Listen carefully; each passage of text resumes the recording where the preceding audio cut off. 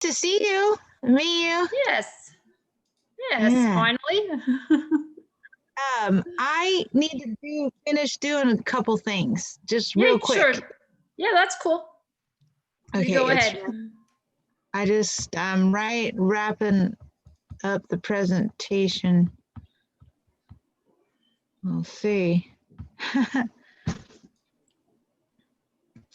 Do you guys are people still coming on, or is it No you idea. how long have you guys been doing this? You're the second one. Okay, fun. Okay. So we're pretty shoot. new to it. I'm gonna tell this to save itself.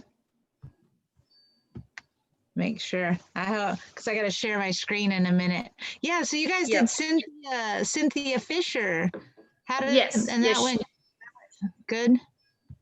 Yeah, I think so. Good. We're just trying to, because we haven't had any shows or anything this year. It's, for our members, being a member of our club, there isn't really much been happening for them. So, and also, you guys have a lot more donkey specialists over in America than we do here. Mm-hmm. Like, I don't think we have anybody that's a specialized donkey trimmer at all. No, I haven't met them yet. There's a girl in I think it's Sweden, no, the Netherlands, who does. She's fun. Claire. Okay, there it is. Well, that's it. I was putting this together, and I don't want to overwhelm everybody, but I also want to try to pack some good info in there. So there we go. Oh, we got I can close. Hey, okay, now I'm coming back to no. How do I get back to you guys? There I am. Okay, cool. Oh, and it's allowing me to record it too. Okay, cool. Well, I'm ready when you guys are. Hi, Ruth. Hi, Keith. Hi, Pat. Hi. Bye. Hi. What do you think, Keith? Should we give it a couple more minutes, or should we let Megan get started, and if people join, they join? Give it a bit longer. Yeah, you can. You can give it maybe more. Till 5 past. I'm gonna grab my tea. I'm just go for it. I'm just setting up the Facebook feed anyway. Cool. Oh, cool! You can live stream it to the Facebook group too. Yeah, we'll live stream it to the Facebook group because we'll have some non-members in the Facebook group that will see it. Bye. Okay. Yeah. So how we do these, Megan, is we don't charge our members, so it's a perk of their membership. And then if people that aren't members want to watch, they can only watch on Facebook, so they can't join in. To try to give our members a bit of something nice to thank them for their loyalty to the club. Yeah, and what club is this? We're the Donkey Society of Victoria. Oh, Victoria. Okay. So, yeah. So when was the society started, Ruth? 1972. 1972. Yeah. Okay. So it's been going a while. I think Ruth and Pat have been there most of the time, haven't you? Yes. I was little in 1972. I wasn't an adult. I didn't say you were an adult, but I said you'd been around. My mother was a founding member. And we do have a lot of members, and I'm very disappointed that there are not a lot of more of them taking advantage of this. Well, do you guys save the replays for them? They get access to we record it and then put it up so they can view it later. Yeah. People, it's coming up to Christmas. It's a Saturday. People have things on, so. Oh, it's a Saturday? Oh, yeah, because today it's Friday right now for me. Yeah. That's so cool. Yeah. So I've been to Australia back in 2005. I spent 2 months. 1 month in Perth and 1 month in Adelaide. Are you familiar with your Conservation Volunteers of Australia, the CVA? Yes. Okay, I worked with them. I was in exchange from the California Conservation Corps here. I think they still do the program, probably not this year, but every year about 8 people from the California Conservation Corps are selected to go to Australia. It was really fun. I loved it. It was Mm. really great. So Yeah. what things were you doing? Well, did a lot of tree planting. You guys, water table was really high where we were working. The salt comes up. Does that sound? And so we were out doing a lot of tree planting. That was out outside of Perth. I stayed like on a sheep ranch where they made wine, and we stayed in these little huts and did a lot of tree planting. And then we did outside of Adelaide, out in the outback, a little ways, we were counting animals. So there was like little traps and they'd fall in it, and we'd count them. And then one of the things I didn't like, but the invasive species there. So we were poisoning kangaroo meat and then feeding that to some of those predators. I'm trying to remember, is it your foxes or what do you guys got that are Yeah, overrun? we're not supposed to have foxes or cats.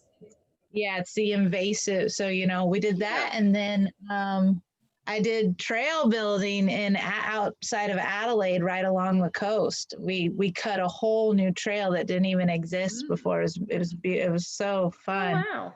The ocean. Yeah, that was long, a ways back.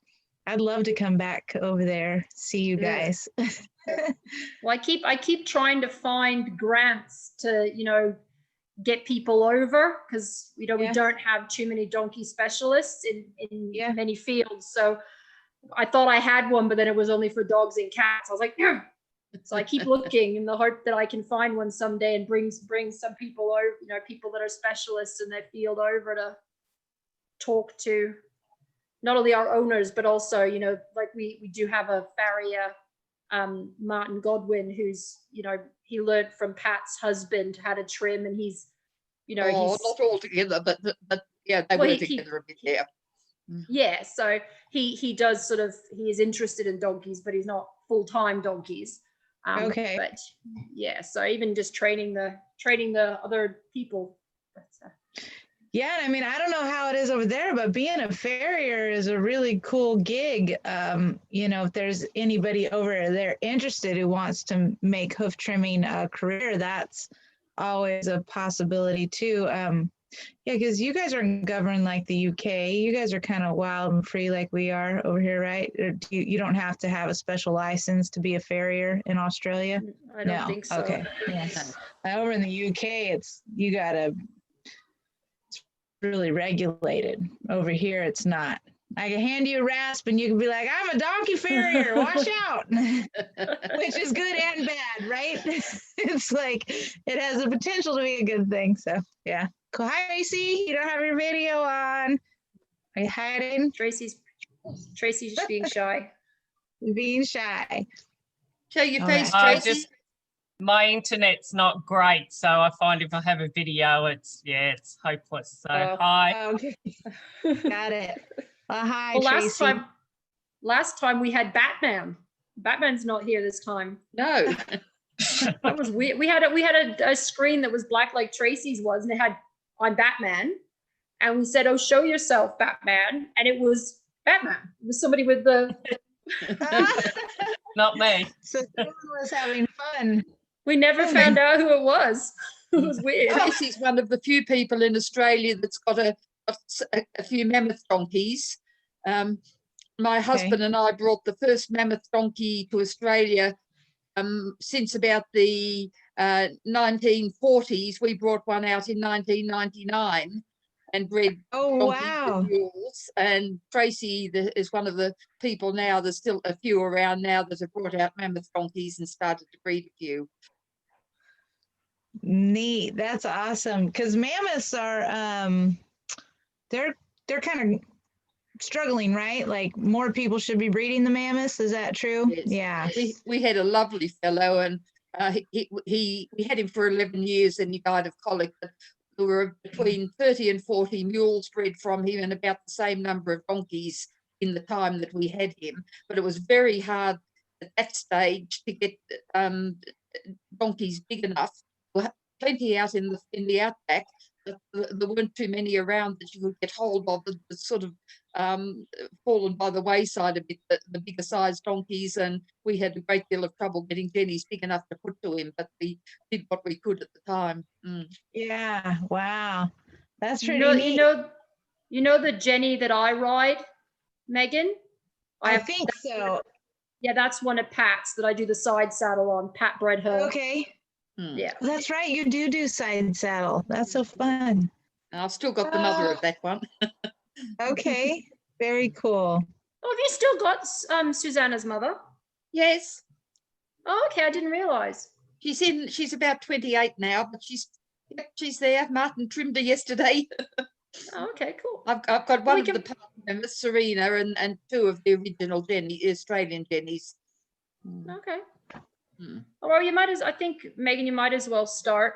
And Okay. if people, is everybody else okay with that? Mm.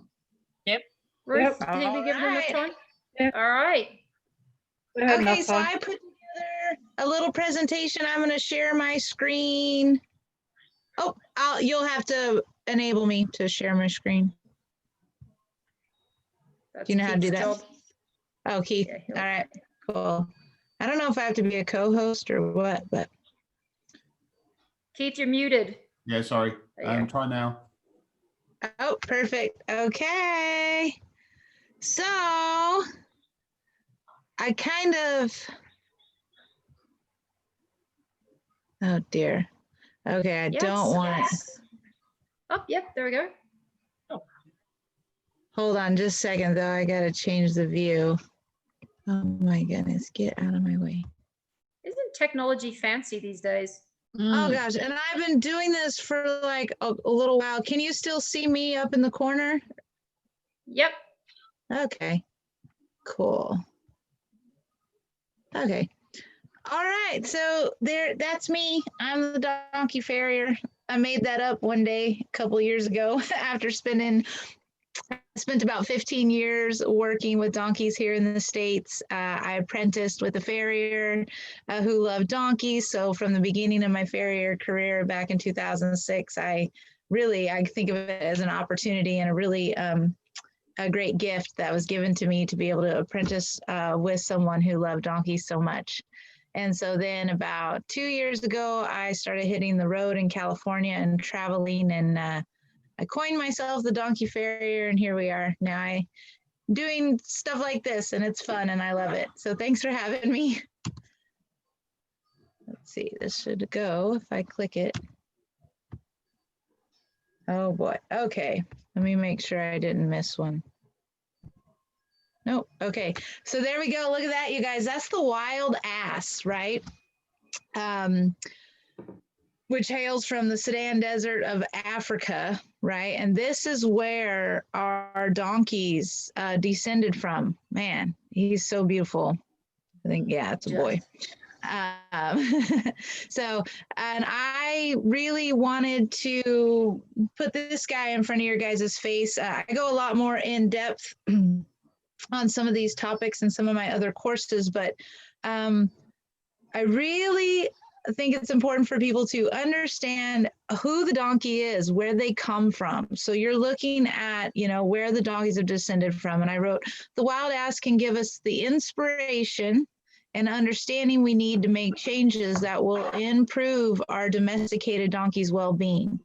And that really is all about taking a look at the donkey as a species and then crafting how we care for them by really looking at who the wild donkey is. That can tell us all about what they should be eating, what their hooves should look like, what type of movement they're getting over what kind of terrain, because they thrive, in the wild. And the Sudan Desert of Africa is no joke. Okay, there's predators, there's not a lot to eat, it's dry, it's hot, no water. So when we think about that, donkeys are desert animals, rugged desert animals that come into our care, and then, we got them in our backyard. And so that is a lot of fun, but can also open up situations where there can be gaps in their care. not usually on purpose.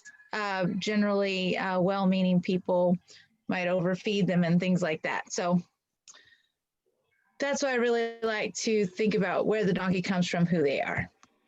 And so here we go. These are some things about the donkey that we know. They originate from regions where the vegetation is dry, it's sparse. They have adapted to a high fiber diet. That's really important to remember. Donkeys are natural browsers more so than grazers, and they can graze up to 16 hours a day on a diet of very high fiber plant material. The stuff that's available in the desert is more of a low calorie forage, and it's very high in fiber, and it's kind of rough and tough. And these are more like plants, not just grasses. There's grasses out there too, but there's a high variety of shrubs and tough little high fiber grasses or forages. They are very efficient at metabolizing their food, and therefore they require, their requirements for energy is low. They can take these high fiber, low calorie grasses and brushes that they're going to be eating and really make a lot out of it, get a lot of energy out of it. So this is where, you know, the overconsumption of sugars and carbs can lead to serious health problems for donkeys. That's such as hyperlipidemia and laminitis and then other organ dysfunction. And I just, again, when we think about who the donkey is, and I always like to bring up this right away when we're talking about hooves, because what a donkey's eating affects the quality and the health of their hooves. And then the other thing, so what I've kind of done is give you a quick overview of some of the stuff that a wild donkey might eat, some of the habits that we know about what they eat. Now we could say, well, what do the wild hooves look like? I don't know what you guys got going out. Well, I kind of do. The outback's pretty dry, but it's here in the States, these guys live up above where the horses live. The horses will live in the high desert and the plains a little bit, and then the donkeys are even up in the higher, more harsh desert. And just take a look. Look at those pictures of those hooves, right? This is just a wild donkey. This is just a zoomed in capture of their hooves. And let's see if I'm going to draw a little bit because it's fun. I'm not necessarily very good at it, but I still do it. So notice the big wide frogs, right? Look at that. Wow. All right. This is just naturally developed. I also want you to notice the concavity from the apex of the frog there coming down to the toe. You can see that there's concavity in there. You can see it here too. There's the apex of the frog and you come down to the toe. And you can almost see where the concavity is kind of right in there. And then it flattens out a little bit here, but there's this dishing that goes down to the frog. And so what we're going to play around with today, since the topic is healthy hooves, I'm going to go over some of the things that I think are super important to create and maintain healthy hooves. And then I'm also asking you to play with your artist's mind. We're going to just be looking. I'm going to show you some pictures of hooves that are healthy, that are high functioning. And then I'm going to show you some pictures of hooves that are diseased and distorted. And I want you to start looking at the differences. Okay. We know that, you know, high functioning, healthy hooves generally have a nice strong frog going on. That's usually pretty classic of a healthy hoof.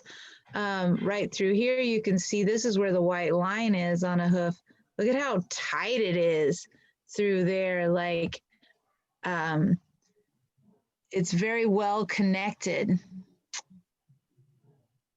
And then let's look at the side of this hoof over here and just notice how smooth the hoof wall is. You can just see that it's very tight, and it's got a nice little rounded edge along the hoof wall right through there. People can get into measuring hooves, and there is a place for that, but often we can just use our artist's mind, and we can look at something that looks pleasing. These hooves look pretty healthy. And finally, look at what he's running around on. What is that? Those are freaking rocks. Look at those big old rocks right here. Look at this big rock right here. This is sand, hard ground, and rocks. And they're just trucking right along. And that leads us up to our next thing, I think, if I'm remembering my slides right. Oh, shoot. Dear Lord. There we go. Diet and lifestyle. So when we look to the wild donkey too, we know he's out there in the heat and the dry rocks, not getting much to eat, super low sugar. The other thing that they're doing is they're moving a lot to go get the food that they need to eat. It's not just a carpet of grass. They're also on their way to get the food. So they're burning energy on their way. And then the other thing that they're doing when they're moving is they're shaping and sculpting and strengthening their hooves over that wild rocky terrain, right? Nobody comes and trims their hooves. And that is where we want to start thinking about the lifestyle that we create for our donkeys. And this is all what helps make hoof care easier for you, and helps you help your donkey grow the healthy hooves that I know that so many people want for their donkeys. So when we look at that, we can say, well, we definitely need to remove sugars and processed feed whenever we can, because those have hidden sugars and carbs turn into sugar. And we know that donkeys are not designed to have a lot of sugar. And so that's why we see a lot of really obese donkeys around too. I know you guys have seen them, and it's hard to keep them healthy if you're just feeding them all the regular stuff that the feed stores and horse people have been telling you to feed. And we're going to go over what we feed them too. So this diet and this lifestyle, it's like a keeping practice. And so then the next thing is trimming. Because in the wild, they move around, they run around over aggressive terrain, and they trim their own hooves. So we know that we're going to have to help them along and offer them some trimming, because the hoof is going to get long. And depending on your environment, if your donkey's running or doing exercise, those will all contribute to how often you need to trim. Okay, and then we're just quickly going to cover, and I don't know what's available in Australia, but we're looking for barley or wheat in this order. Barley straw is the best. Then there's wheat straw. Then there's oat straw. These are really excellent to use as kind of a 24/7 always available forage. It mimics the lower calorie, high fiber forage, or what they would get in the wild, right? That's why straw is recommended by the Donkey Sanctuary, which is from the UK, and then the Donkey Welfare Symposium, which hails from UC Davis in California, which is a well-known veterinary hospital. Both of those places recommend that donkeys get access to barley, wheat, or oat straw at least sometimes, and especially if they're experiencing obesity. And then next up, you're going to be looking for your low sugar, low carb grass hay varieties. Remember, in the wild too, they're eating a lot of different things. So whenever you can incorporate variety. Mineral balancing. We're not going to go into this a ton, but it does play a big role, and mostly because I'm not sure what minerals are going to be available to you in Australia, but here in the States, we have a list of 4 that are kind of formulated for our area. Most importantly, we're looking for high levels of copper and zinc, which a lot of feed store products tend to not have enough of that. Water testing, that's a little bit of a rabbit hole that you can go down, but I did want to have it listed here because if you're really struggling with the health of your donkey's hooves and a lot of the other things are in place, we might need to test your water. And what we're usually looking for in water is high iron content. Any place where the iron is high, which it is here in the Pacific Northwest and in the States, we have a problem with iron overload, and that's why we want to have higher levels of copper and zinc. The other thing that we know about keeping donkeys and keeping them healthy, and yes, keeping their hooves healthy too, is companionship.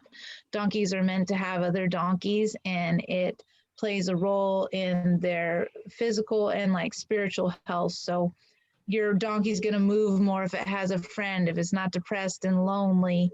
They're going to play fight and do things that only donkeys can do with one another, and that plays a role in them being able to be healthy.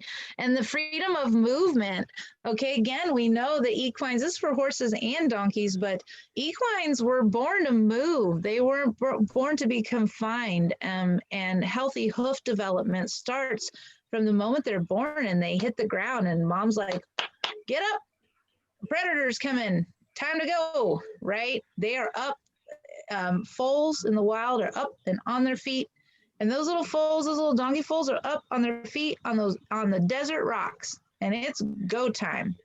And I won't go too in depth. I go in depth on my courses on this, but healthy hoof development, like I said, starts when the foal hits the ground, and the actual digital cushion, which is an internal structure in the hoof capsule, it is forged and strengthened and actually changes itself through the movement and the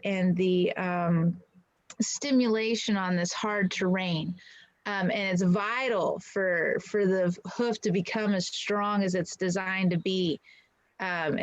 Is that digital cushion in the back of that foot getting pounded onto the ground, through the desert, through the miles. So movement. So here you go. I'm going to go over a couple of ways that you can increase movement, but this is walks, this is exercise, this is setting up we'll move over to this next one. This is setting up a habitat and creating enrichment activities for them. So another thing, when we look to the wild donkey, we say, well, okay, they're moving, it's over this kind of terrain, so you can actually have fun. And we're going to think outside the box a little bit from just dry lots or pastures. And we're going to, more here soon, we're going to talk a little bit about creating a habitat and enrichment through track systems, which is like thin strip grazing, right? I'm sure some of you guys have made like a thin strip for your donkey because you knew we couldn't have all this grass. So you're like, okay, I'm just going to give him this little section. Well, imagine if you had a bunch of strips that connected and you create these track systems and you get them moving, and then you can lay down footing and stuff. So it becomes fun, and it's a way to improve their lifestyle, and it stimulates their brain, which is fun and good for them. Okay, and here we go, the track system. So there's a little picture of a track system. You can see like, oh, there's a watering hole. But I don't really encourage the water hole features for the donkey track systems because donkeys don't have as much access generally to water as the horses do. So the donkeys are probably like little digging spots, and the wild donkeys dig holes into the ground for water. That's another thing that keeps their little hooves. Their hooves are very strong and very flexible and really incredible structures. The donkey hoof even more so than the horse's hoof, which is why a lot of people love their mules because the mules just become so much more sure-footed, and that is definitely the influence from the donkey hoof. But anyways, there we go. So let's take a look at this little track system. So they've colored in some spaces. So this is where they might have laid down some sand. And then over here, they laid down some rock. And then over here, this looks like it's tree branches and little sticks and stuff. And then you see this is the inside of the track where all the grass is, where most of the time donkeys just cannot be out on pasture that much. So this gets this is a way for you to provide enrichment because it becomes fun to diddle along the track and go see what's happening. And you can feed them over here and you can feed them over there. And they've done studies on these, and the equines will move on them. They walk around and around and around and around instead of just being bored in a little lot. So you provide enrichment, you create the opportunity to get them moving more, and then you're able to control what they're eating. And so it's actually a really fun concept, and it's based off of Paddock Paradise, which was coined by Jamie Jackson. He's an original kind of natural hoof care pioneer. He's got a book, and then we also have a group on Facebook called Donkey Track Systems and Enrichment, where we just talk about this. And these can be as elaborate as your imagination and your funding allows, or they can be incredibly economical and very simple. They don't have to be like a massive big deal. So hope that is helpful, because I love track systems. I'm rebuilding mine I moved, and so now I moved to a new place and rebuilding. Okay, so let's just go over the donkey diet really quick. Reduce the sugars. We talked about that a little bit ago. Those are my donkeys and my pony, and they are enjoying some wheat straw.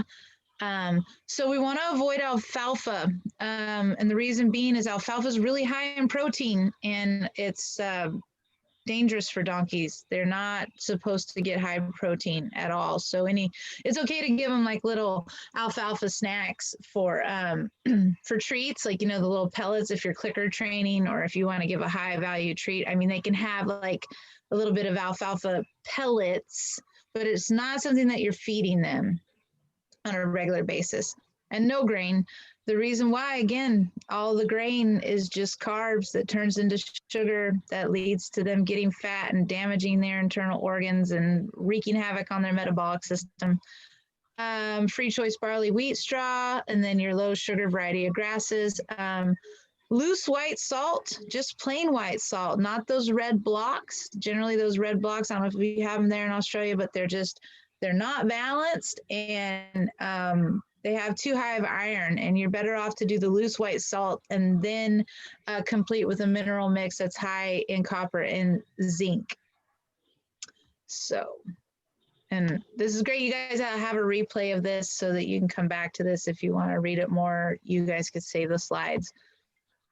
So Pete Ramey is a good friend of mine, and maybe you guys have heard of him, but he's just an excellent donkey farrier himself. I've trained with him.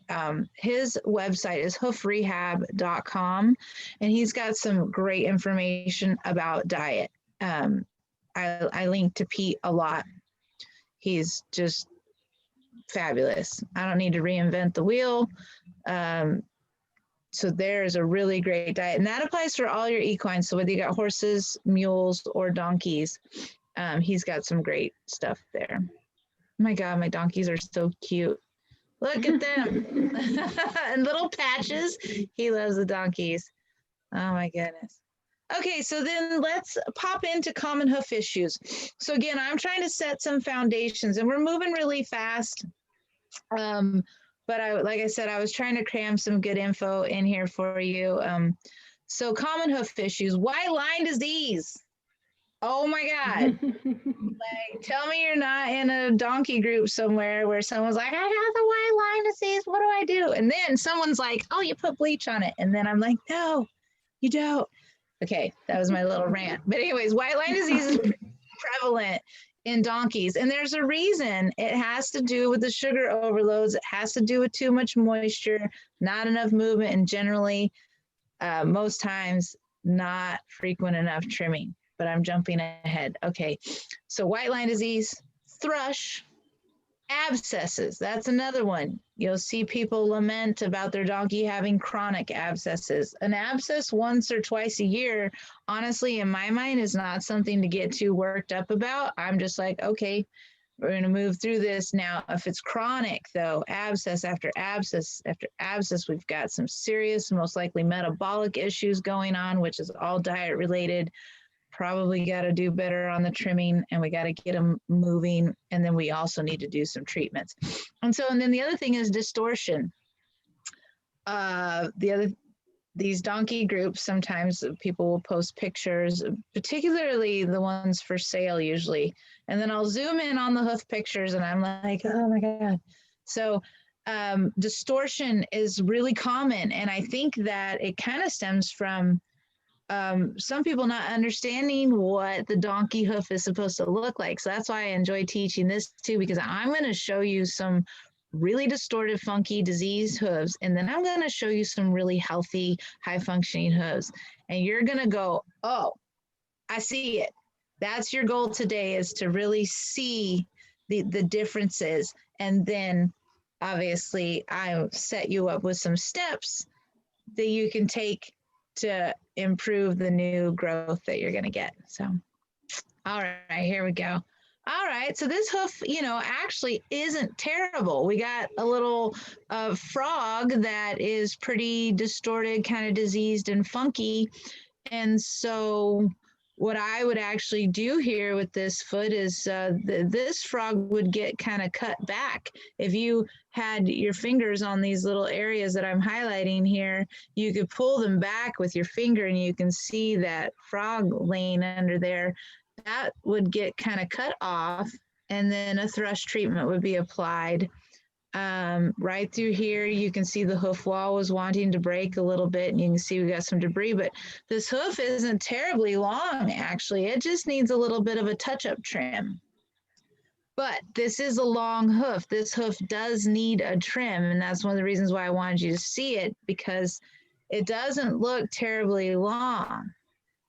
One thing, if I could encourage everybody to do, is not wait too long in between trims. The more frequently they're trimmed is actually better for them, better for their hoof structure, because every time the toe and the hoof wall get long and the heels migrate forward, it starts to put leverage and tension on ligaments, and it starts to pull the hoof wall. So it's just something to think about. So, but this is just kind of a funky, distorted frog.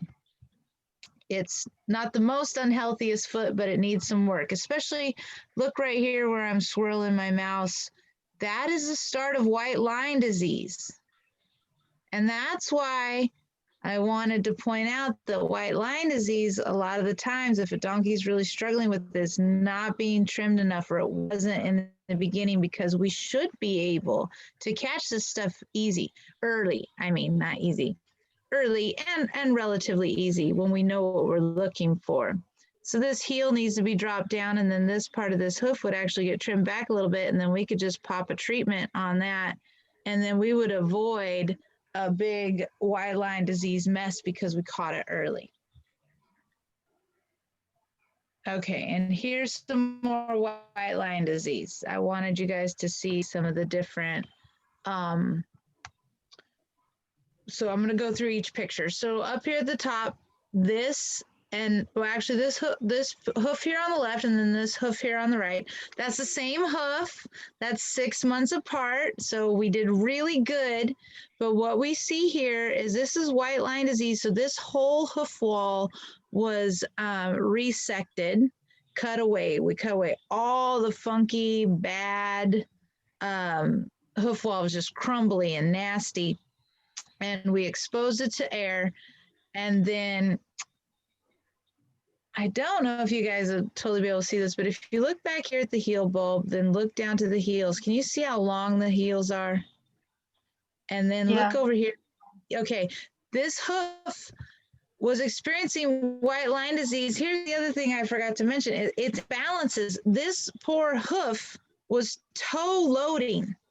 Her heels are way too high, and her foot was jacked up and pointing down into the ground. And that is where that hoof wall started to get compromised in the first place. Then a little bacteria got in there and was like, oh, this is a great place because this is all compromised right here. And then it ate it all up.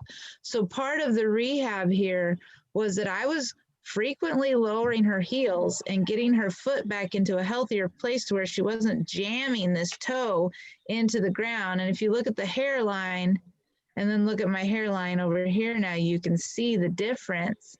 this foot's all stacked up, looks like a Coke can almost.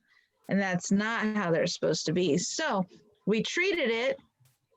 I lowered the heels on a regular basis. She got frequent treatment.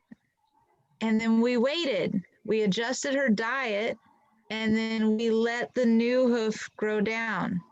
That's how we repair it, is through new hoof growth.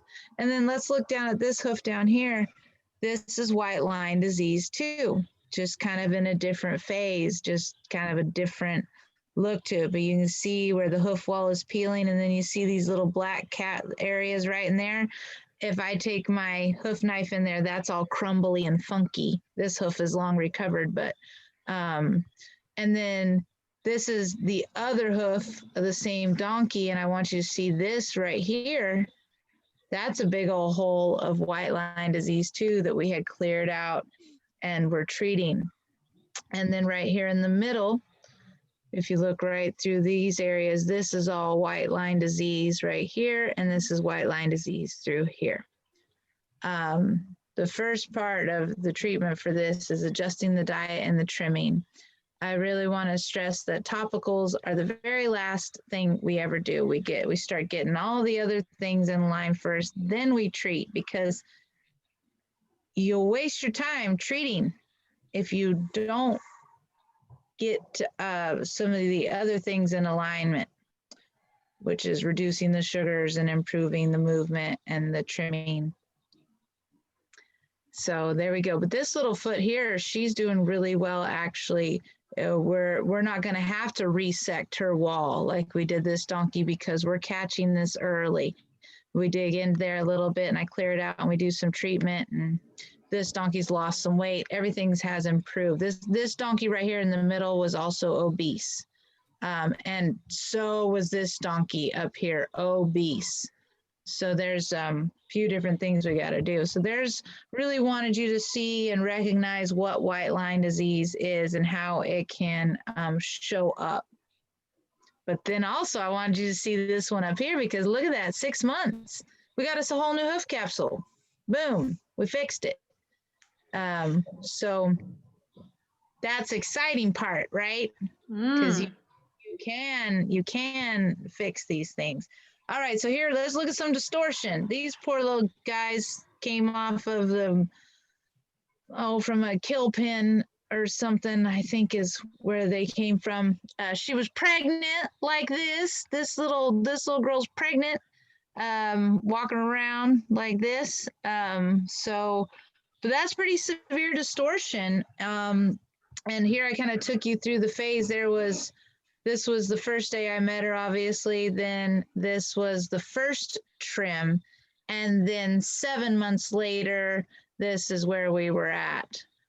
So we almost, by 7 months, we had pretty much virtually corrected. We still needed to get a little more toe off this left front over here, but I mean, that's pretty cool. So why, I don't know if you guys have a lot of this over there, but here in the States, you see this all the time, and it's so frustrating. It's heartbreaking, and it doesn't, it's not okay, but it happens. But it always feels good to get them fixed up. Again, here's some really distorted hooves. And remember, I'm showing you some distorted hooves because I want you to see where we can take them. So this is a fun picture over here on the right, because this foot here looked just like this one. So this was one trim. That's pretty good. You can get a donkey going. You can start to restore their hooves relatively quickly. And what's really cool is when you look at this, I mean, Notice the coronary band, see the big bulge there, see how it dips here, see how everything just looks a little funky. And then when you look over here at the one that I've trimmed, you're starting to look just a little more even. You can see how much that foot dropped and relaxed. And now the heel base is up under the leg, whereas the heel base over here is run forward. So, you'll see them standing forward. They're supposed to stand up and underneath themselves. Their little hooves should be right under their legs and there for them. So that's another thing. When they get long and distorted, and it just starts to pull that hoof away, and then their whole body can get out of whack and be painful. And then over here, you can see this distorted hoof. This frog is curling. This whole foot was twisting. So, obviously that doesn't look good, right? That's what we're going for here. I'm showing you a bunch of stuff that doesn't look good. Again, there's that slippered look. And this little guy was being trimmed by a farrier who was trying to do the right thing. And this is where sometimes there's just maybe a lack of education on donkeys. But you can see here, this is the solar view, and then this is our lateral view here. This was the trim I did that day on that foot. And you can see I just pulled everything back and got his little foot underneath him. So now we're starting to see some comparisons of this is a before, this is an after. This is a mammoth donkey, and this was her before, and then this is her after my first trim. She's chronically abscessing, this donkey was, and we really got a hold of it. And abscesses a lot, I think, do come from under trimming or not trimming enough. Again, this donkey was being seen by somebody, but I want to see if you can tell, or when you look at the two of those, can you see how here on the left, this foot is just kind of upright, and it just looks, I don't like the way the coronary band jams up right through there, and I don't like how it jams up through the front. And what I did for her is I brought her heels down a little bit, just above kind of that widest part of the frog area, and I cleared out some sole and stuff that was in there. She needed to sit back just a little bit. She's almost like she's broken forward, and we were asking her to come back on the back of her foot. And this donkey's improved dramatically. She also was metabolic. She was eating alfalfa. She had a lot of different things going on. And when we changed her diet, got her on a more frequent trim that was a little more correct, she just began to improve. She rides in hoof boots sometimes, but mostly she rides around barefoot now. Yet she was having trouble for a long time until we started making some of these adjustments.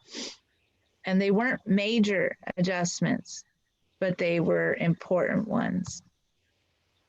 So really, when I see a distorted hoof and I want to take it to a healthy place, I'm going to get my diet, my lifestyle, my movement going on. I'm going to make sure that my donkey's getting trimmed well, or I'm going to maybe teach someone to trim themselves. This is kind of what you're thinking in your mind. Are you going to trim yourself, or are you going to have your farrier help you? And when you do, these pictures are on the wrong side, I realize. So over here on the right side, what our goal is anytime when we're rehabbing a hoof is we're just setting this hoof up to grow in healthy. That's what we want. So this little foot here, this was some old white line disease. It's growing out. Notice the coronary band's uneven. It's all jammed up, and then it drops down. It comes here, and look at all the little wrinkles in his hoof wall. These are all telling me a story about how long his hoof was, and how fat he was, and a few other things.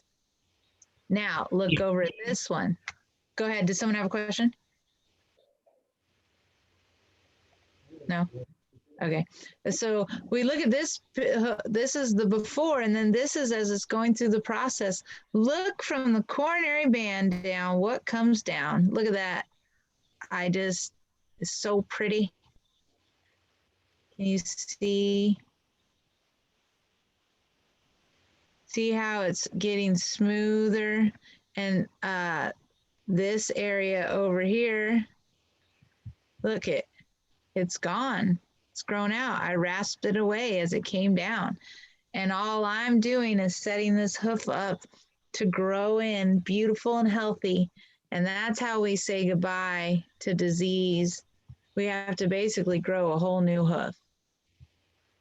And that is healthy new growth. Healthy new growth is exciting, reminds us we're on our way. And, 6 months to a year sometimes to grow a new healthy hoof. All right, so just to reiterate, the foundations for healthy donkey hooves is going to be movement, lots of it, over hard, varied terrain. You can throw down rock and sand. And then you got diet and lifestyle. What are they eating? Again, movement is tied into that lifestyle. Then you're trimming. And then topicals. Like I threw topicals in here because we do have to talk about them for treating hooves, but they really play, they're like the icing on the cake. Yeah, there we go. I just made that up. A lot of people want to rush to topicals and think that that's going to solve their problems. But the topicals aren't going to really be that effective if you don't have other things in lined up. Okay, so now these are my donkey's hooves. These are some standard donkeys of mine. And I'm really proud of these hooves because they were actually in a couple of slides back with a long hoof where I fixed them up in one trim. These were them. They've just been with me for a long time now. But notice the short, nice, smooth heel. Look at how relatively smooth the hoof wall is. And I'm in the Pacific Northwest. This was a muddy, wet day. I trim my donkeys frequently. I don't let their hooves get too long. And that helps so much with everything. And then they've got freedom of movement. But if you notice in the background, they were on some grass. I had a lot of pasture at this previous place, and I only had a partial track system set up. So trimming goes a long way. Frequent, correct trimming really helps your hoof capsule stay healthy because these are really beautiful feet. So now we're moving into the pretty feet, what you want to see. Just that nice, smooth, straight hoof wall. Just take a notice what they look like, because now we're going to start looking at the pretty feet.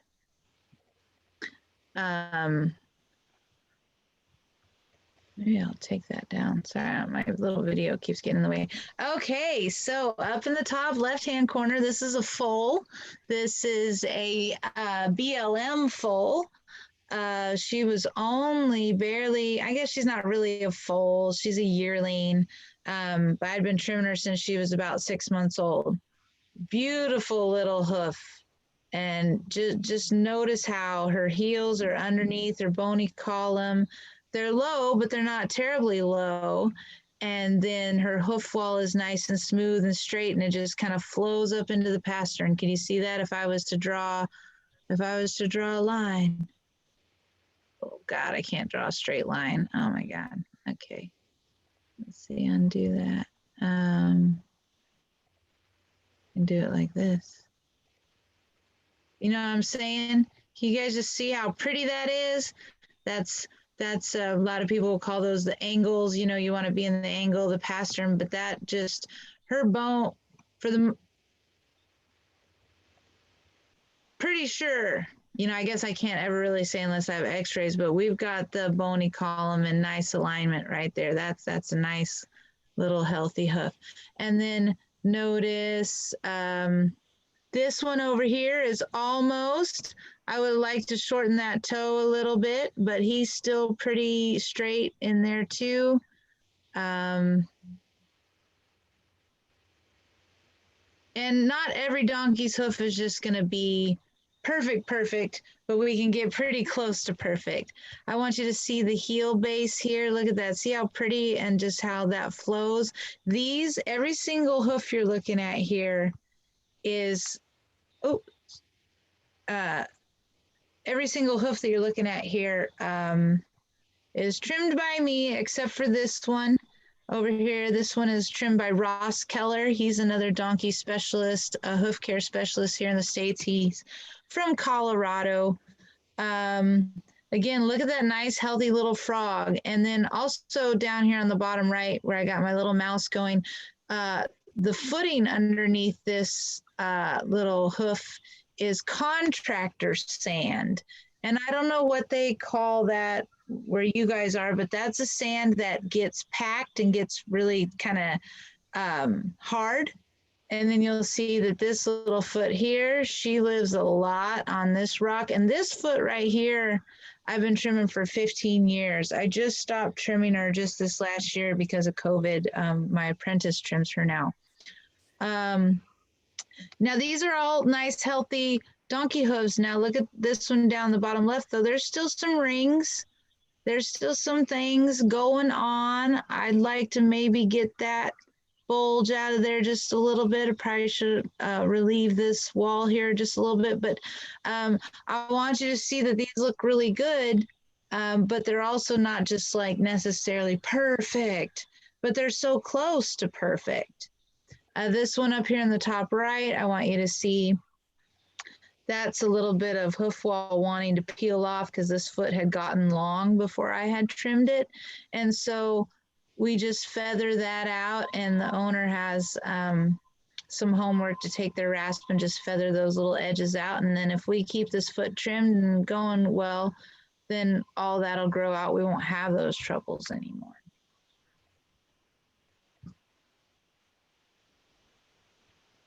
Hold on just a second. No.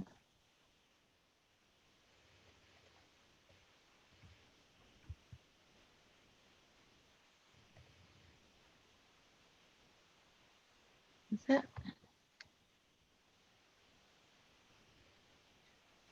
No, I don't know how to get back to it. Oh, it's right there. I've done this so many times and I still, oh no. Sorry. So, well, anyways, let's come back to this picture really quickly because, again, there's our wild donkeys that are running around with high functioning hooves, and that's what they look like. So then we went through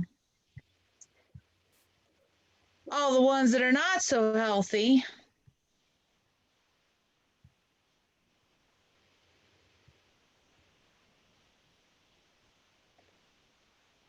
And then we're looking at these healthier ones.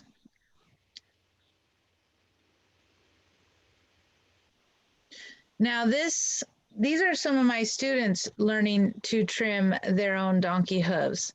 And this over here on the left was one of my students' first trims.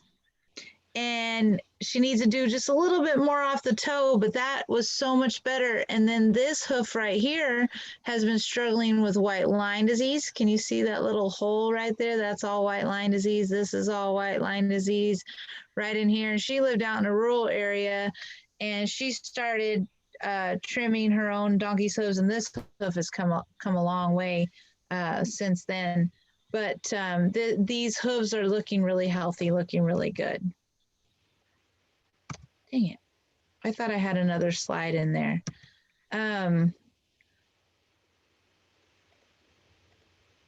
Do you guys have any questions? I'll start. This is Chase here. I don't know if Yeah. you can see me. My biggest problem, and I unfortunately don't have a track system, but I don't feed grain or anything else, and I give them forage, straw and branches and stuff, but it's Good. quite wet where I am, and I just battle thrush like crazy. All my frogs are not as healthy as I would like them to be. I mean, what's the best way you would advise to battle thrush to try to get, I've had frogs I can almost stick a finger into, into cracks in them because they're so. Well, let's see. So I'm going to stop the screen share. I was sorry, I was supposed to have one more. That's okay. a thing in there. So, okay. So in your paddock, if whether you have that track system or not, do you have standing water? When you say mud, can they get away from the mud, or does it just all turn to mud all the time whenever it's wet and rainy? If it's wet and rainy, it gets pretty muddy. It does, once the rain stops, it will dry off quite quickly. Mhm. But when we've had quite a wet winter, so it just doesn't get a chance to, they're not standing in water, but they are standing in mud. In the mud. Yeah.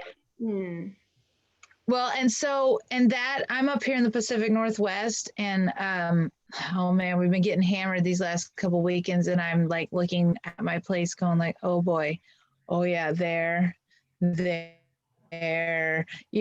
I'm getting a rude awakening because my other place where I lived, I had done a lot of work at it and then I had to leave.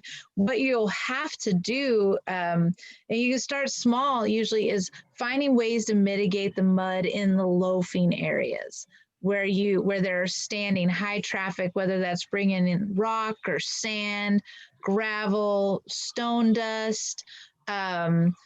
I will even use wood chips sometimes if I can get a thick enough layer that it gets up above the mud. It's still moist, which is like, it's not perfect, but wood chips can get them up out of the mud. We use pea gravel. So what I usually advise, Chase, would be to try to find spots in your paddock where you can dump some rock or gravel and make a dry spot. Even if it's an island, if it's hard and packed and you know that they can get up out of that. And then if you're struggling with frog health to that degree, then you'll definitely want to have a topical on board. I was going to do a little thing on the topicals, but I'm not sure what you guys can get available there, but and when it's so wet like that, then you can do topicals every other day, treating the thrush and then cutting away the frog that gets, if it, like, remember that one picture where the frog was all imagine if they were wet, how the frogs can just, you can cut those little pieces off of there. But yeah, making a dry spot in a loafing area is usually what's going to help you the most in those situations. Okay. And I know it's hard. How many do you have?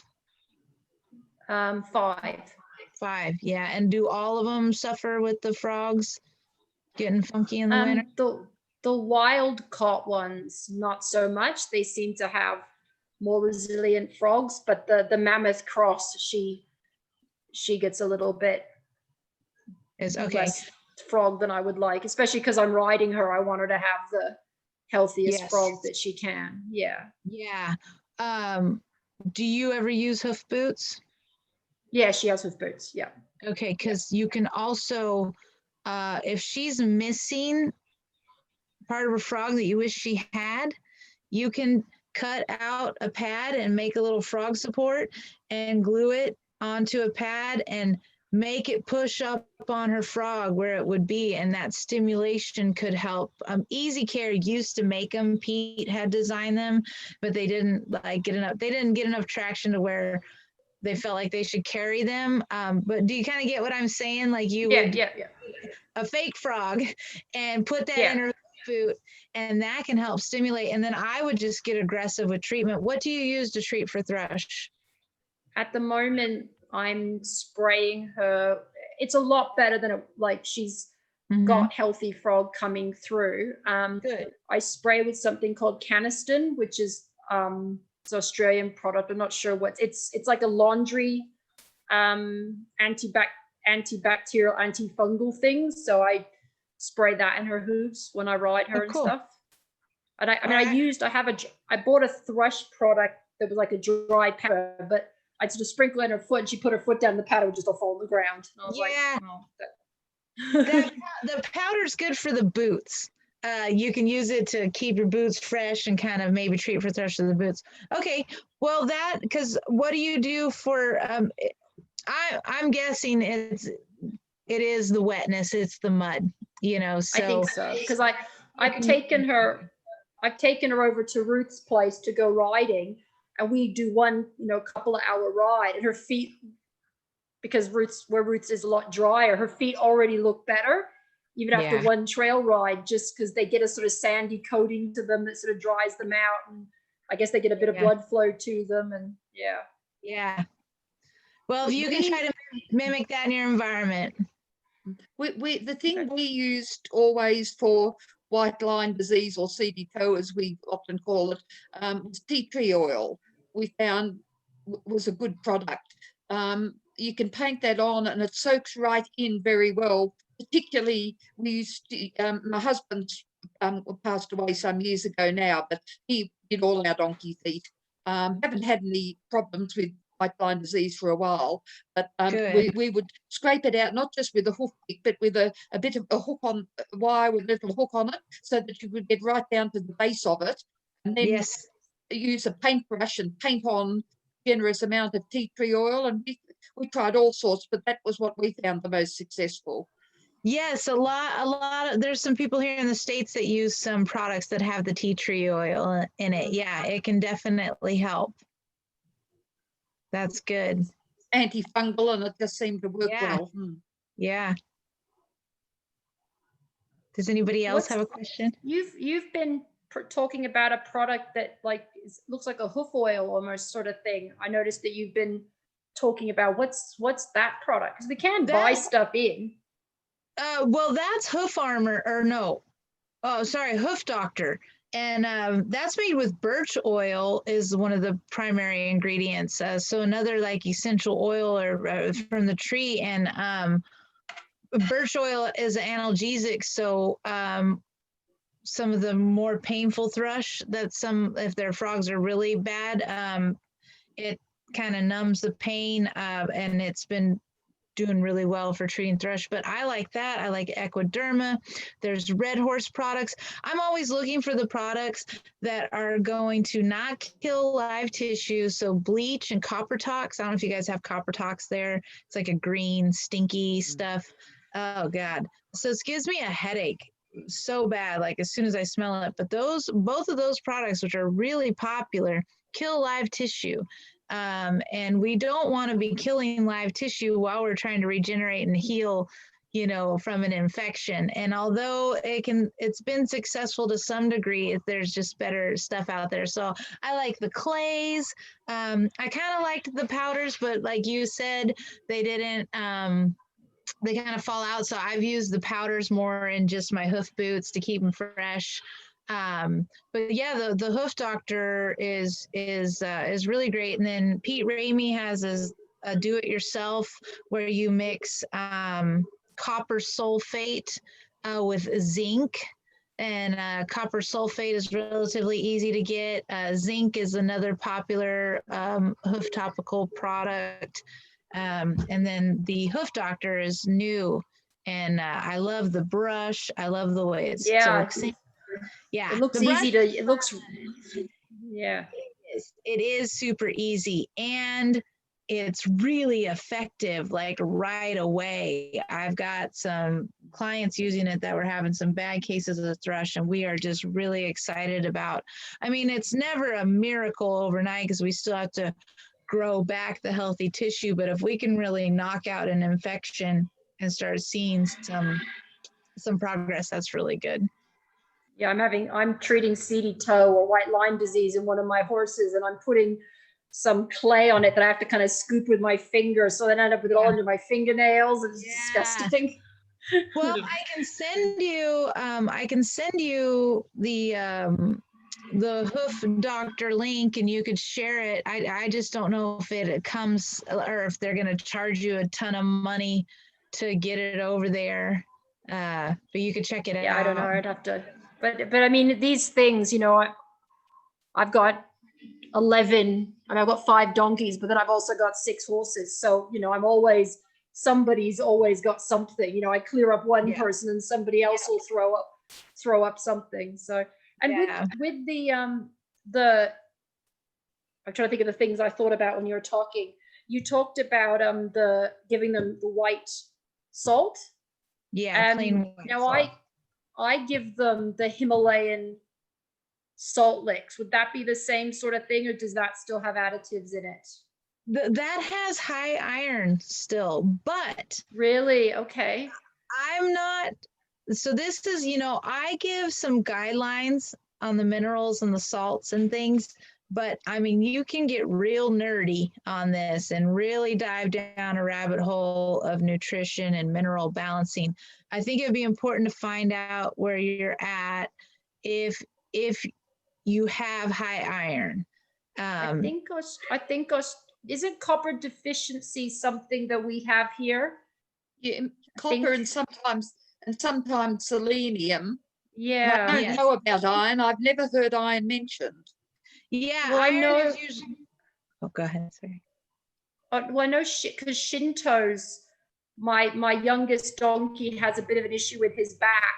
And because his mother was wild caught, one of the things that was speculated was she might have had too much iron because the center of Australia is very iron rich. And that maybe when she was pregnant, I didn't fix up her. This is all speculation. Nothing's been tested, but I do think that iron is something. Ruth, does that ring any bells with you? I know we talked about it, I think. Iron, didn't we? Yeah, Ring any bells I with haven't you? heard much about iron being a problem though. I've heard about copper and selenium. Those are the two I've heard about. Yes. So it hasn't been talked a lot about over here until more recently when natural hoof care providers started really digging. So here's the thing, if the iron is high, it's harder for the body to uptake copper and zinc. And so if you have low copper already, then I bet you're absolutely gonna need a supplement that has higher levels of copper. Most places in the States are low in selenium too. And so most of them have selenium, but there are no selenium options. I'm trying to think of who. I do you guys know Sarah Snyder? I I do. don't- She's the one that put me on to you in the first Oh, place. Yeah, I know Sarah. Yeah. Okay, great. Well, she's awesome. And I think she's going to have the answers, even though it's not necessarily, she's not like totally into donkeys, but she does. She loves donkeys too. She's going to be able to answer these questions about mineral balancing because the donkeys are going to want to Okay. get balanced just like the horses. So what you're going to want to do, go back to her and say, hey, Megan Okay. said, we're looking at our minerals. What are you recommending? Like, are we high or do we need the more copper? Because there's some pre-made ones here in the States that are pretty good at balancing, but then like some people, like I say, if you really want to nerd out on this, you test your water, you test your hay, you test your soil, and then you mix up your own mineral mix that balances out their diet. That's too much for me, honestly. Like I've always got the pre-made ones and I do pretty well with it, but you can, or my donkeys do pretty well with it, but I definitely noticed a big difference when I stopped giving the red blocks and any of the things that had the added iron because that didn't do them any favors. So We do.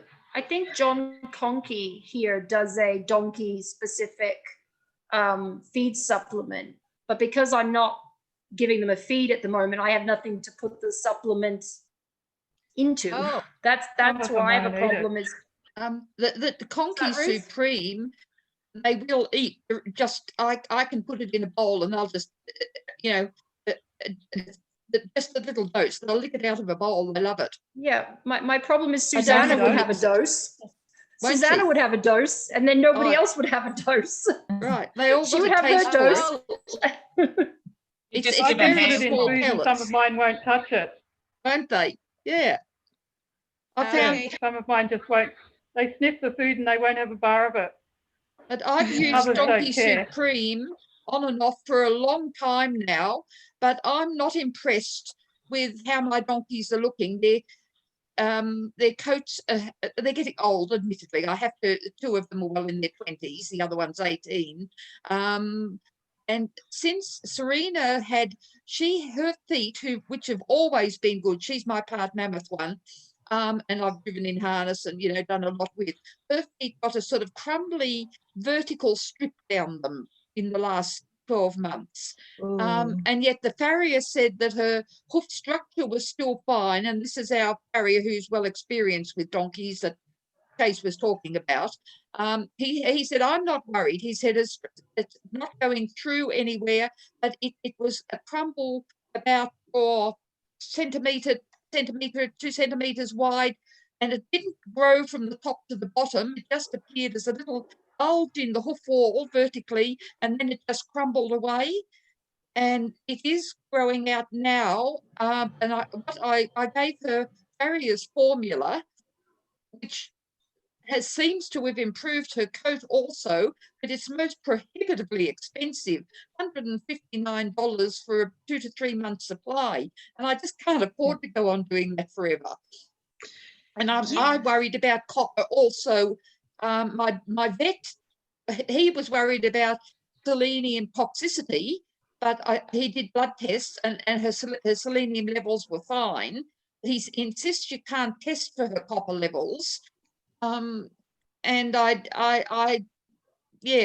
been wondering about, hopefully the farrier's formula had the copper in it.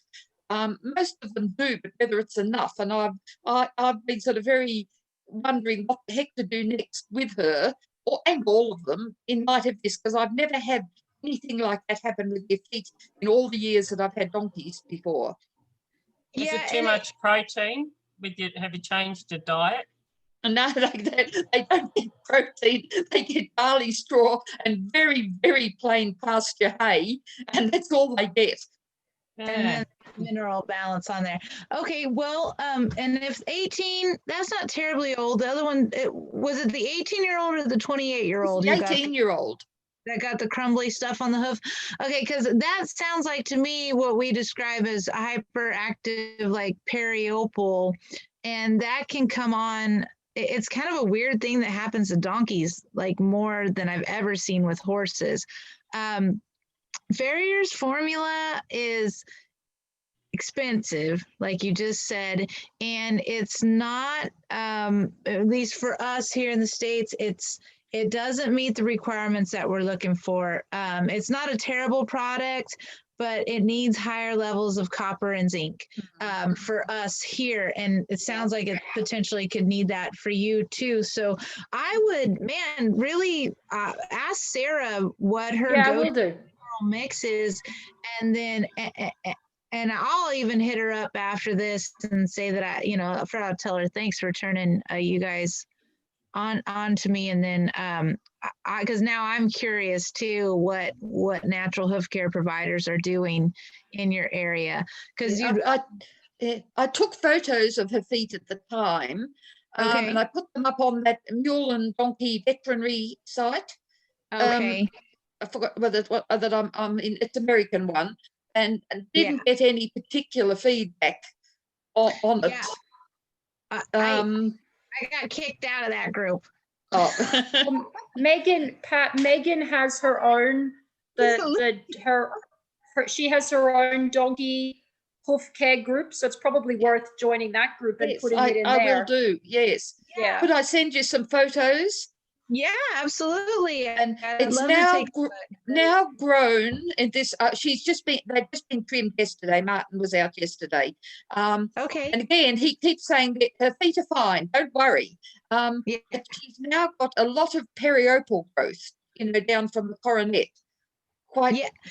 That's what I was about to say. I bet you anything that was some hyperactive periopal growth, and he can dust it off with his rasp. I don't dress the dorsal hoof wall ever, except when addressing some flare or hyperactive periopal. And like you said, when you described it, it's almost crumbly, sticky, kind of funky stuff. But it came in a vertical line from just a whole, as I said, a little bulge in the hoof, and then it just crumbled right off in that line.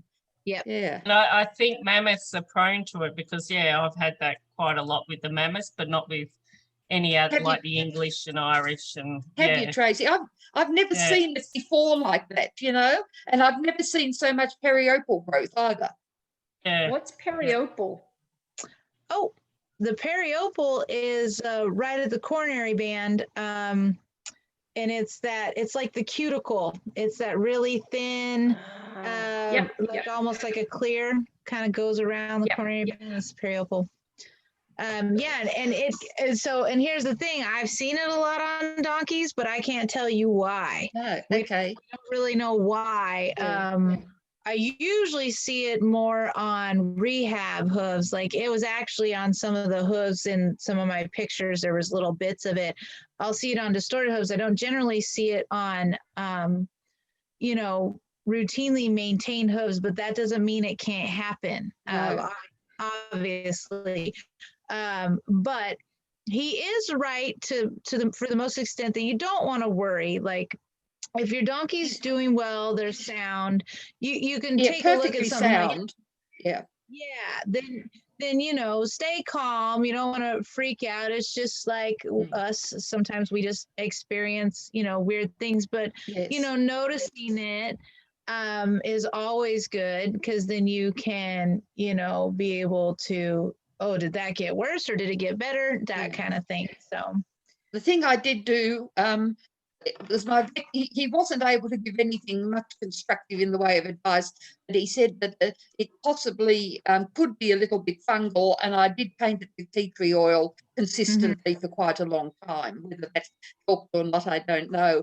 And he said that when I said, you know, mineral mix and things, he wanted me to give her injections of VAM. I don't know whether you are familiar with VAM, which is an injectable mineral supplement that a lot of the racehorse people use for their racehorses.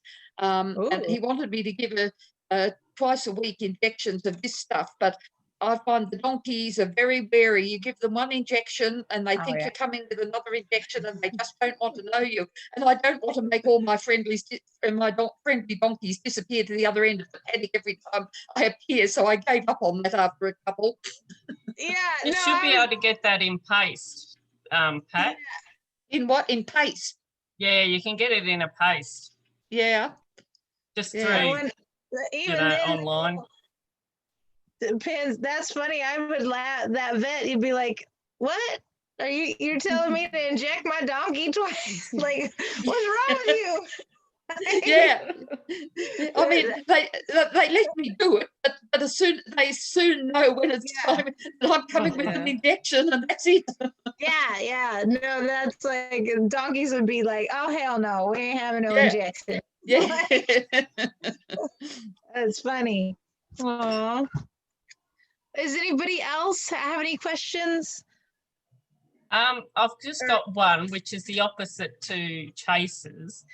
With because we've been really dry in drought, they're just not good. So of course the farriers come along and they just find it really hard to pare away the sole and trim their feet. And one farrier suggested, you know, all bright ideas, get your donkeys to stand in water, which will never happen as far as we're alive. So, yeah, I'm just wondering, I did wonder about an oil or a hoof dressing, and then some people say, well, you're better off just putting them in, maybe well, kind of like in Chase's environment where you stand them in wet mud, sort of almost, because they won't stand in water per se, but because water would be better to hydrate the hooves. So, yeah, what's your thoughts? Yeah, water is always like, if you feel like hooves are really dry and having troubles, water is going to be your best bet for hydrating, because it's the most normal, like, natural thing. Now, the thing is donkeys don't spend a lot of time standing in water. So how long are you going between trims? It's usually about 6 to 8 weeks. And they're getting that long to where they feel like they need to take their knife? Oh, look, I guess the problem is, well, in my area, it's just finding a farrier who is donkey savvy, which not a lot of them do. They do leave the toes too long and they don't take off enough sole. And so, it's just a bit of a battle. So then it compounds over time. Yeah. Well, I wouldn't want to just intentionally like get hooves wet if they live in a Mm. dry environment, not just to trim them. Now, I would do something like that if this was a donkey who had really long, crazy, distorted hooves, and I had like a bunch of work to do. But ideally, in your environment, dry and hard like that, that could be a really great opportunity to for them to wear their hooves down. Do you take it? Do they move around much? Are you out riding or? Well, it's a combination. We do have large hilly paddocks, and we do have ways that are quite gravelly and stony. So we're lucky in that respect, but it doesn't seem to make much of a dent in their feet. So Yeah, not if they're too long. Like you'd want to get a really nice, correct trim on them yeah, and then turn them loose on to all that. And Yeah. then, do you have a desire? Have you ever thought of learning to trim? Well, I do have a crack at it myself. Okay. So yeah, look, I do have a good old stab at it myself. It's just a time thing and a back thing. Yeah, no, I know. But yeah, and just sort of knowing that you're doing the right thing, just to get too worried about stuffing up. And I have, I find especially with donkeys, walls, if you trim them incorrectly, they're not very forgiving. They'll roll under or they'll twist or if you make one side too shorter than the other, that they whereas a horse you can sort of do a bit more damage and they're a bit more forgiving. They don't seem to distort quite as much as the donkeys, but then is that because of the way I'm trimming? So yeah. Well, it could be the way you're trimming, but I really think that you could do really well at it. So I guess let's see. So if the farriers are just not taking the toes short enough, and then they're saying the hoof's too long, that's hard to answer, because what I would want them to do is do a correct trim. You know what I mean? Yes, Like, I would love that. and I have so if I showed up to a place where the donkey's hooves are really, really hard, like I have different types of rasps. Like I use the Cody James rasp. It's one of my favorite rasps. And I've got a blade on one of my Cody James that can really work on a overgrown, or just a hoof that's long. And then I don't personally use them, but grinders are also an option. But if I can't cut knife through a sole, I will rasp my way through it with my Cody James if I have to. I just go, and smooth the walls. Dang it. Where are you at? Are you in the same area or as everybody? Closest to me. No, we're all quite different. All over the place? Yeah. All in Victoria, but all spread out in different parts of the country. Yeah, all in Victoria. How big is Victoria? Is that like compared to a state? It's about an eighth the size of America. I think if you cover sort of Florida, New Orleans, it's big. It's big, isn't it? Yeah. Okay. Wow, that's cool. Well, gosh, if you guys join in my donkey group, which the new name for it is Donkey Hoof Trimming, and then in parentheses it says online courses. We have a growing body of hoof pros that love donkeys, and we can start reaching out and seeing if there's some other people out in Victoria, Tracy, because if you're paying someone for a trim, we've got to get a good trim. You don't, Tracy, I think Chad and Sarah might be over your neck of the woods. I'll find out. Oh, haven't heard of them. And does your donkey stand pretty good, Tracy? Oh, look, they vary. Some are good, some are not so good, but they're not going to kick your head off or anything like that. Some of them are just like, oh, I'm just going to be a bit naughty and pull my foot away. But yeah, they're not wild by any stretch. Yeah, they're going to make you for it a little bit. Oh, you want to trim me? Really? Yeah. That's one of my favorite things about donkeys is that they don't just do everything just because someone tells them to. Mm. You know what I mean? Like I feel like I'm a donkey. I'm like, I don't necessarily need someone telling me what to do. Those donkeys are just independent and fun like that. So when your farrier is working with them, the naughty ones, the more silly and relaxed they stay, the better off they'll be. Yeah, yeah. Yeah. Does anybody My else have? My husband, he ended up trimming all our donkeys and all over the time we were breeding with the Mammoth Jack and everything. And we had up to 20-something donkeys, and he wasn't very young, but we did that in desperation because it was so hard to find farriers that would take enough off a donkey's foot. Because a Yes. donkey's soul continues to grow, the Yes. Yeah. horse farriers would just let them get longer and longer. And Yes. yeah. Mm. Yeah. And Well, I'm and- lucky now, not having my husband. At least I've got Martin who knows what to do with them. Mm. Yeah, no, that's amazing. I'm glad that you have Martin. And Tracy, there's a lot of people like you who struggle to find someone, and it often pushes them to learn to trim themselves. And Yeah. I can tell you that you could become competent at it. I've been teaching people in person for many years and just started teaching online recently this year. And my students are doing really great. And it really comes down to just having the landmarks, having the ideas of where you can and can't go, and then relaxing and trusting yourself. When you talk about the hoof rolling in, or that's your medial lateral balance, and you can develop your eye and you can become really good at it. It just takes a little bit of time, and you don't start trimming all your donkeys. You start trimming one, and you Yeah. start trimming the one that's the most well behaved, and then you start to develop your skills. And there's some better tools out there. Like I say, the Cody James rasp might be a good rasp for you. Mm. With those really hard hooves. And then once you get them down to that healthy, nice trim, then if they're running on all that varied terrain and you're maintenance trimming them, you're trimming them every week or every couple weeks, and you're dusting them with the rasp. And just imagine if the foot didn't really get a chance to get long. That's when trimming become a lot easier too. So just keep that in mind. Thank you.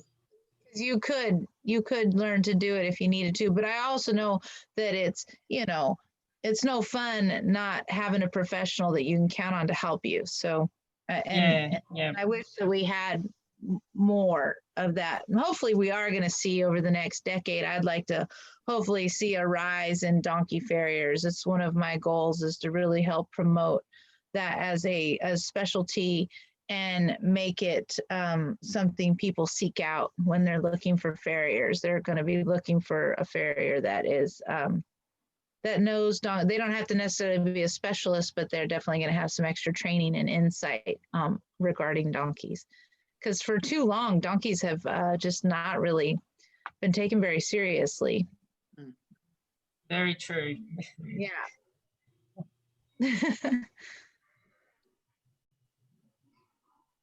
Is there anything else? No. Well, you guys can find me. I have an email list if you're interested in getting like tips, and I send out stuff about thrush treatments and different things. Holistichooves.com is my website. All one word. And then on Facebook, I'm Holistic Hooves, the Donkey Farrier, and my group is called Donkey Hoof Trimming. And then, like I say, on the sides, it says online courses. That's just because I offer online courses, but in the group, we talk about law, all kinds of stuff hoof related. You don't have to have bought one of my courses to be in that group. So come in, join in if you got some pictures you want to share or anything like that.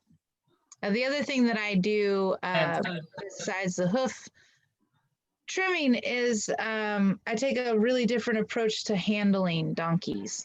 One of the things, like a lot of these donkeys don't want to be trimmed, or they're having to be sedated, or they're getting in fights with their farriers. And so